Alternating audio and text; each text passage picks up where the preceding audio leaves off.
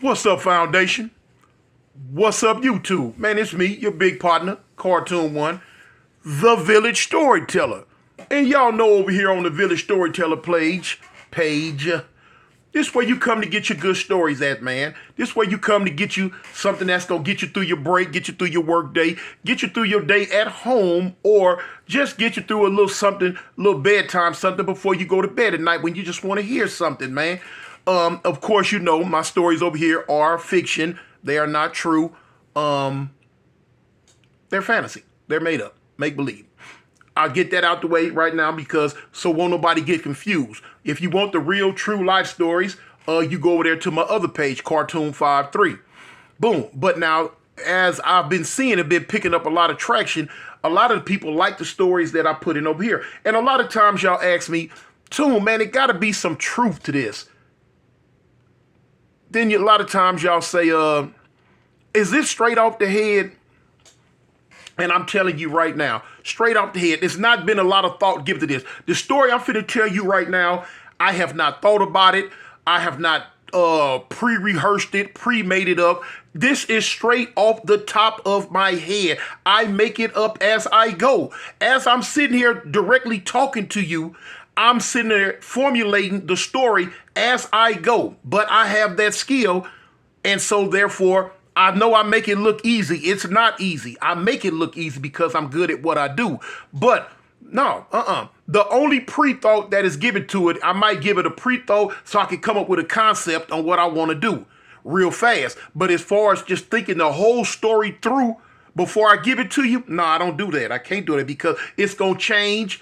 It's going to metamorph. A lot of the stories that I've told you already on this station, I might have thought as I was going on what direction it was going to go. But as I was telling the story, the direction just changed. It went to something different. So I go with the flow. You know what I'm saying? I let my skill set take over. I let the powers above, the powers that be that give me my skill set, just take over, move me, motivate me, shape and mold me, and take me down that path that I'm going. This story that I'm telling now, boom, I thought of it about 5 minutes ago. And as I'm talking to you right now, it's still formulating in my head. But anyway, let's go.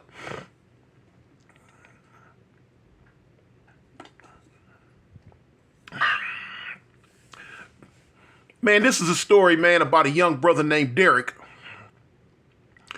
Derek grew up in the hood. He grew up in the set. You know, he grew up right in the middle of South Central LA. And during the time when all the shenanigans, when all of the shenanigans was going on. All of them. And so he did not want to be a part of the gang activity that was going on. Coming up, he knew everybody. Everybody knew him. When he walked down the street, they, man, what's up, D? What's up, Derek? You know what I'm saying? And he'd be like, you know, throw his hand up. And, you know, he'd see the gangbangers on the corner up and down the street. And they would always ask him, man, D, what's up, man? When you gonna come get put on the set? When you gonna come bang, homie? And he would always tell him, man, nah, it ain't for me, man. Y'all know that ain't for me, man. Y'all just let me do me. But for some reason, a lot of all the gangbangers around the neighborhood, they liked it, Derek. They never really pushed up on him the way they pushed up on a lot of other people and forced them into this gang life. They knew Derek was destined for something else, and they knew Derek was cool. But now, what a lot of people didn't know is Derek had an older brother.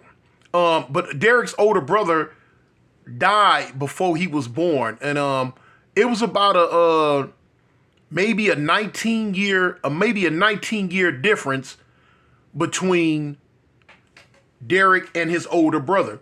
Derek never, believe it or not, Derek never knew about his older brother. He never knew about his older brother. It was one or two dudes, older dudes that hadn't been coming around a lot. They remembered Derek's older brother. But now, you know, like I say, they had Derek by, you know, maybe 20, 21 years. So, you know, they never really tripped it. Derek's older brother passed away at least 19 to 20 years before Derek was born. before Derek was born. And it was only, and Derek, he went through life thinking he was an only child. Yeah, he went through life thinking he was an only child. His mother, it hurt his mother so bad that she erased everything around the house that could possibly have anything to do with her son that passed away. She didn't want to talk about him. She didn't want to think about him. She didn't want nothing to do. She didn't want nothing to do with it. It hurt her. That's just that bad. So Derek grew up thinking he was the only child.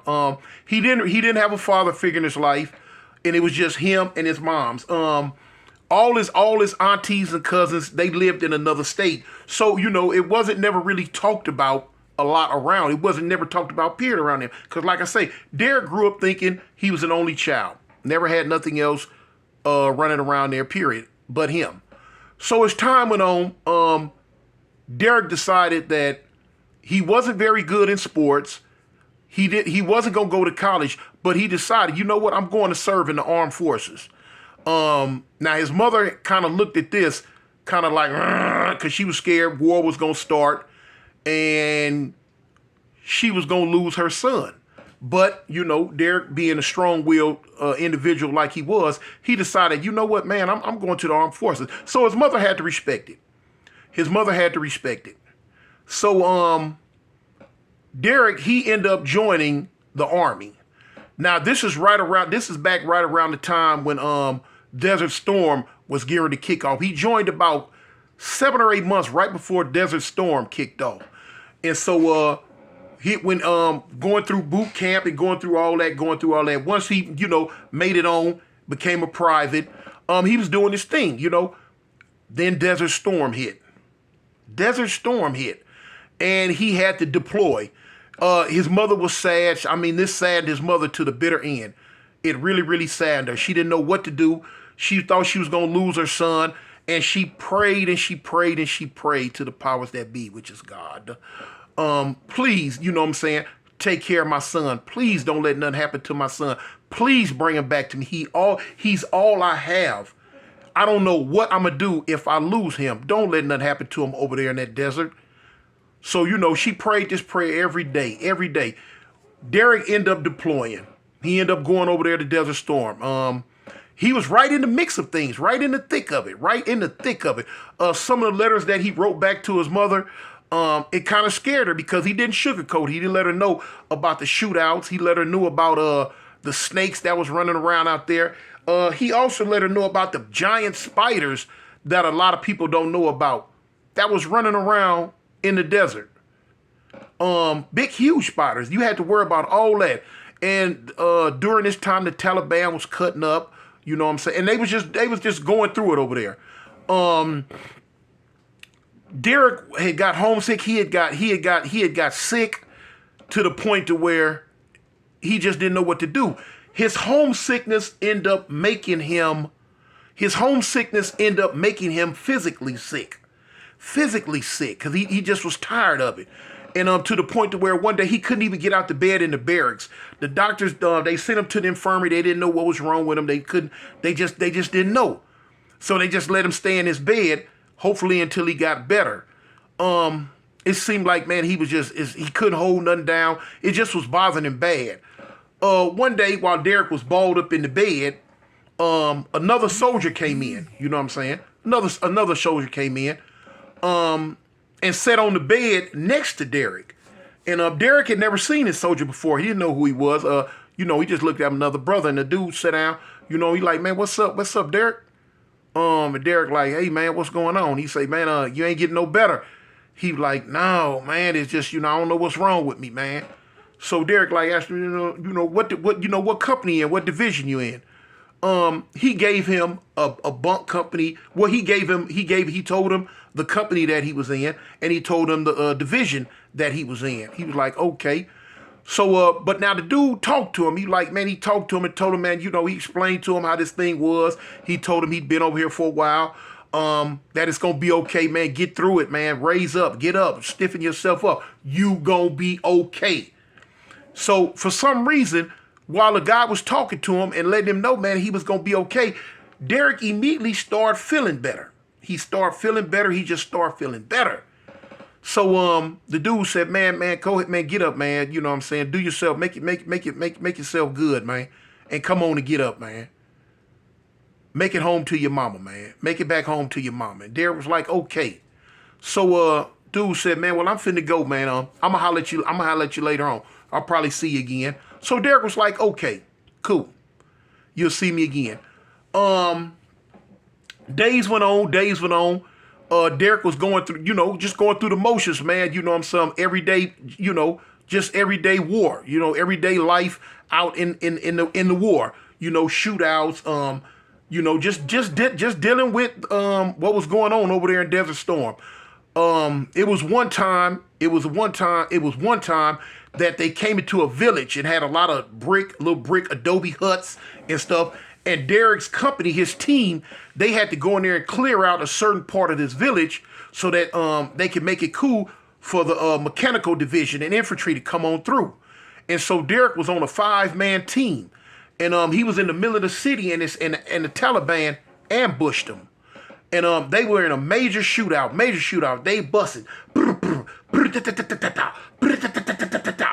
boom, boom, boom, boom, boom, boom. They going, man, they calling back in. They calling in for backup. It was only 10 of them that went in. By this time, 3 of them had already been killed, and the other 7 of them were pinned down. And it was getting heavier and heavier. The fire was coming in, and they started sending mortars in. They put them in, poof.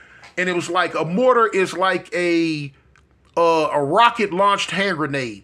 And the mortars are coming in, boom, boom. Stuff is blowing up all around them, and they giving it all they got. And the Taliban is outnumbering them, and they coming in. They coming in hot and heavy. They coming in. So they going for what they know, and they steadily, we need backup. And the captain of their team said, look, we're going to have to make it. We're going to have to make it over to the other building because this building is going to get overran. This building right here is going to be overran. So they be like, get your stuff together. We got to get up out of here. We got to hit this door. So the 3 dead soldiers, they couldn't pick them up. They didn't want to leave them, but they couldn't pick them up and drag them. They tried to, but they see, no, they weren't going to make it from where they are now to this other building. All of them were going to end up being killed. So they had to leave them. So them 7 did what they call bugging out. They bugged out. They got on. When they got to another building, they boom, boom, boom, boom, boom, boom, boom, boom, boom, boom. They needed somebody to go secure this small little enclosure. So Derek was picked for it. And Derek said, I'll do it. So when Derek ran to the small enclosure, he got a rifle. And I'm talking about he getting off.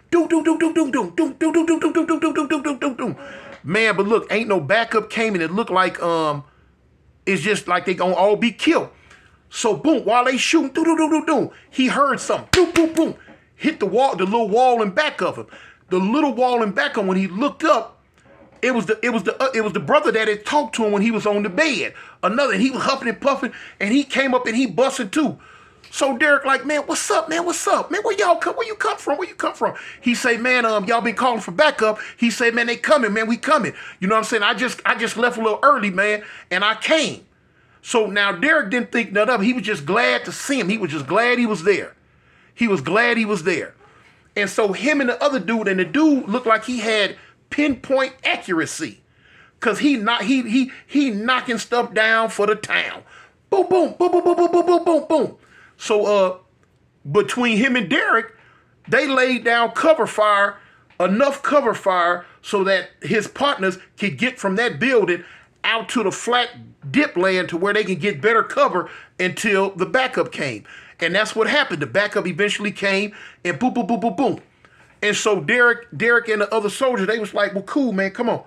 They went back. They went back to the camp, because they set up camp after they cleared the village out.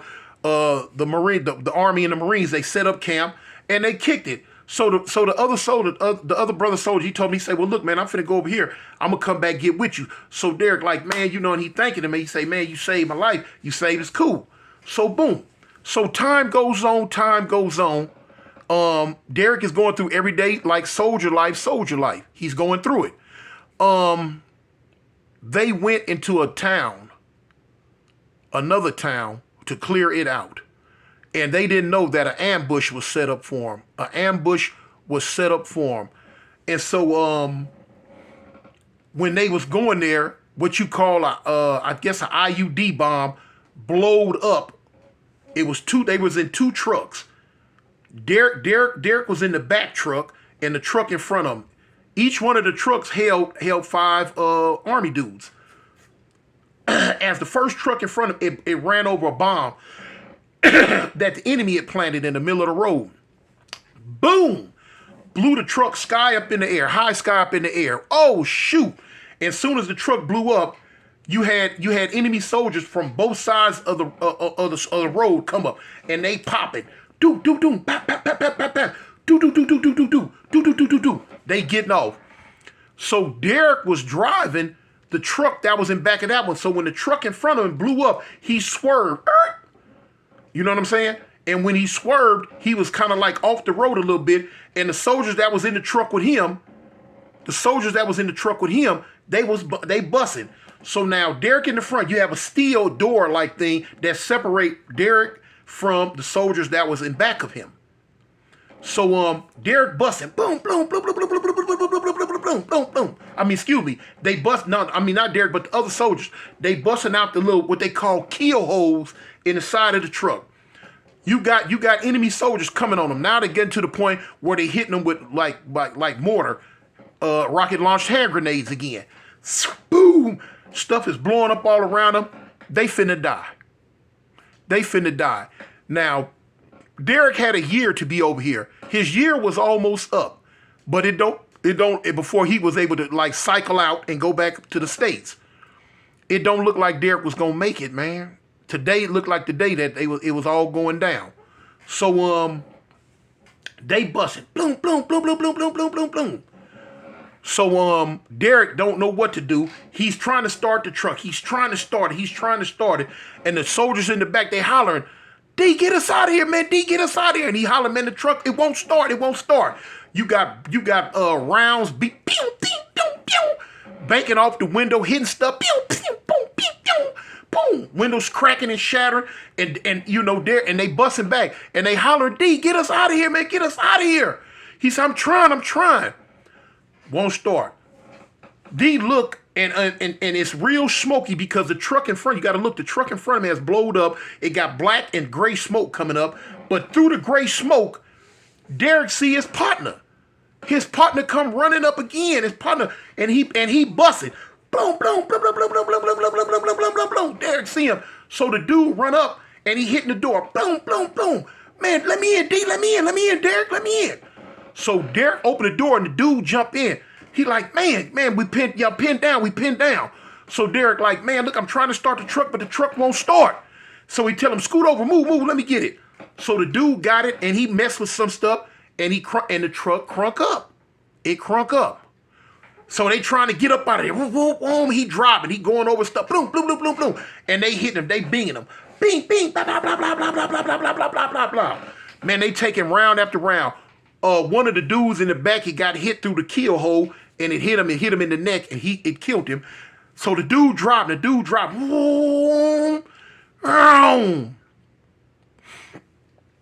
They get up out of there. By the skin of their teeth. They make it back to camp. By this time they had radioed in to go back and check for survivors in the other truck and all that. Helicopters left and boom, they was already on their way. So when they got to where they going, when they got back to the camp, the dude, man, is shaking. He like, man, you save me again, man. You here, man. Hey, man, he said, man, you need to come join my squad or I need to come join your squad. Cause boy, look here, you always popping up when I need you. So the dude like, hey, man, we got to watch each other's back, man. We in this thing together. So the dude like, he said, man, I need to get me some water. I need to get me something to drink. So the dude jumped out the truck. He leave, you know what I'm saying? Boom. It happened real quick. Derek jumping out. They done opened up the back of the truck. The dude's getting off the truck. So they run around and they go to hugging Derek and like, man, thanks. Whew, man, that was a good piece of driving. That was some good driving.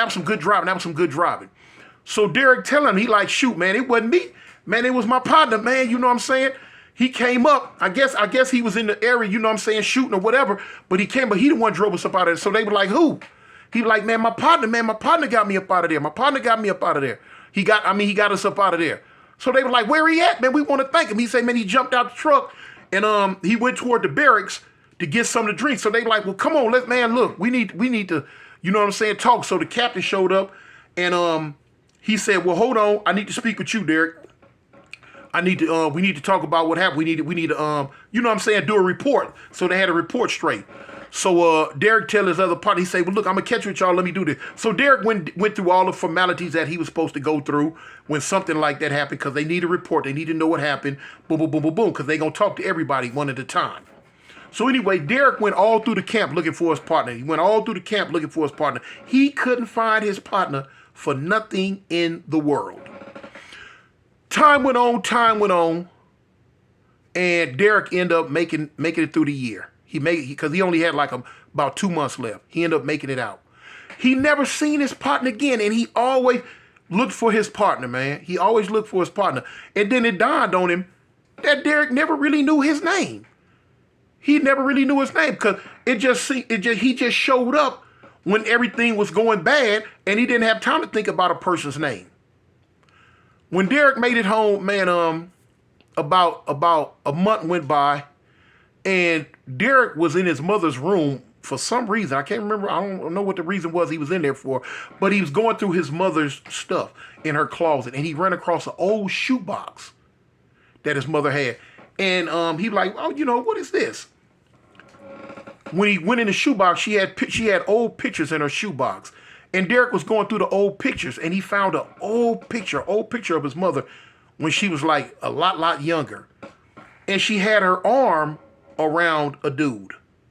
And Derek looked at the dude that she had her arm around, and he realized, wait a minute, this is my partner that was in the army that kept saving me. And so he went to his mother. He said, Mama, who is this? And his mother looked at him. She said, where'd you get that from? She's out the closet. What are you doing? Mama, who is this? Why you got your arm around him? Who is this? And his mother looked at him, and tears started rolling down her eyes. And she said, that's your brother. He's like, what you mean, my brother? I ain't got no brother.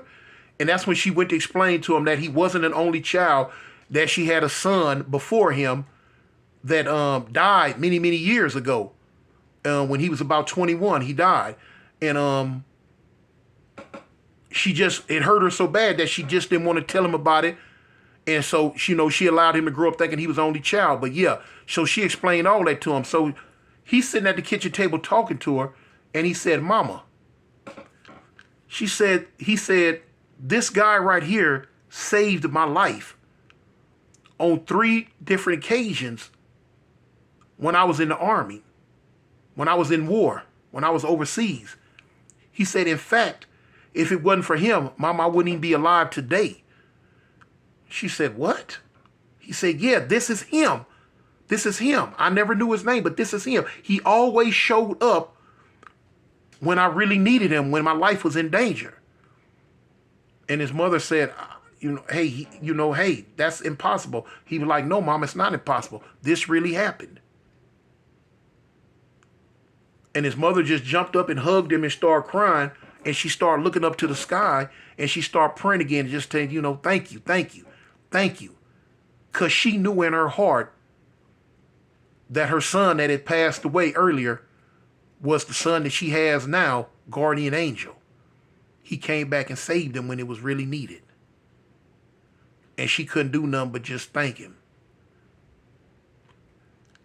That's my story for today, y'all. It's me, the village storyteller. Peace. I'm out.